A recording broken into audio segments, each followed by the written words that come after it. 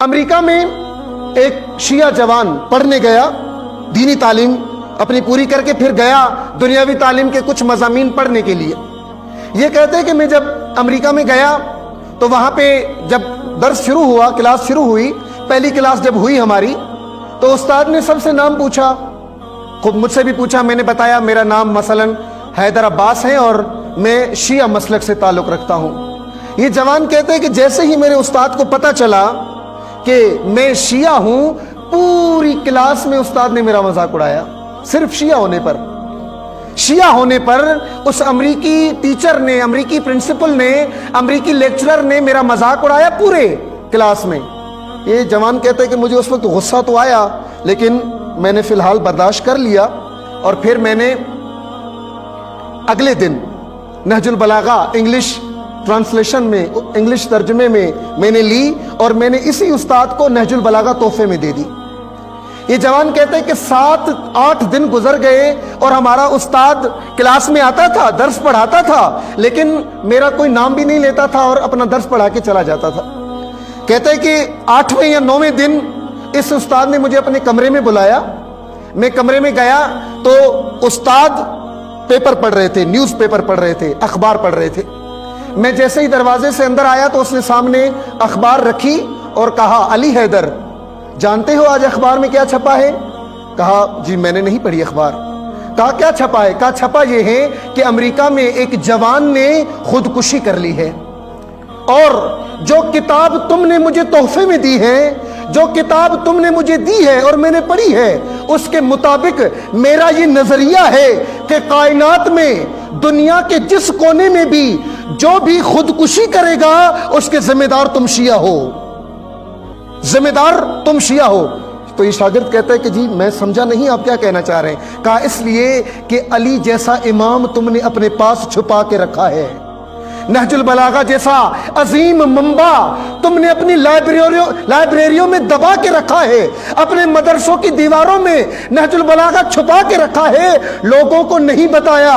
کیوں خودکشی کرتا ہے کوئی؟ جب اس کو جینے کا طریقہ نہ آئے۔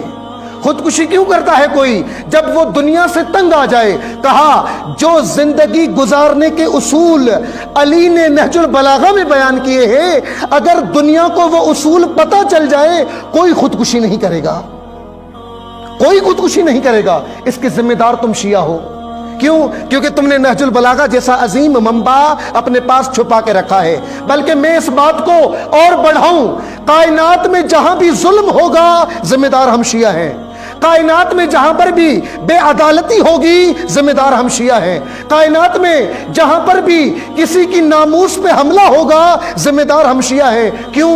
کیونکہ ہم نے نہج البلاغہ لوگوں کو بتائی ہی نہیں بتائی۔ ہم نے علی کا تعارف کیسے کروایا؟ جشن میں کیک کاٹ کے۔ ہم نے علی کا تعارف کیسے کروایا؟ بھنگڑے ڈال کے۔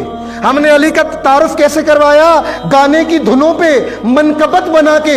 یہ ہم نے علی کا تعارف کروایا۔ یہ نہج البلاغہ پوری دنیا میں عام کرنا ہمارا کام ہے۔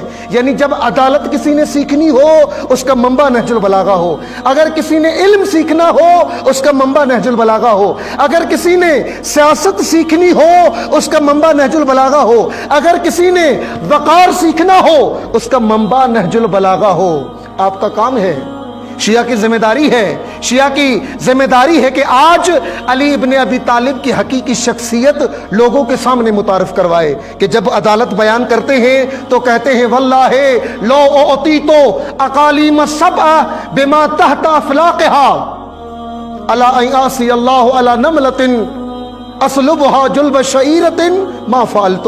فرمایا اگر تمام دنیا، ساتوں بر اعظم، تمام دنیا اور جو کچھ زمین اور آسمان کے درمیان میں ہے، اگر سب کچھ علی کو دے دو اور اس کے بدلے میں علی سے یہ کہو کہ ایک چونٹی کے منہ سے اپنا لقمہ چھین کے علی لے لے، تو پھر بھی علی یہ کام نہیں کرے گا۔ یہ عدالت ہے۔ سیاست کیا ہے علی کی؟ کہ جب انبار نامی شہر میں بسر ابن ابی ارطاط نے حملہ کیا اور حملہ کر کے یہودی عورت کے پاؤں سے پازیب چھین لی، علی نے خطبہ دیا اپنے ہی مسلمان فوج کو۔ کیا فرمایا؟ فرمایا کہ لو ان امرأ مسلما مات من هذا اسفا ما كان به ملوما بل كان عندي جديدا.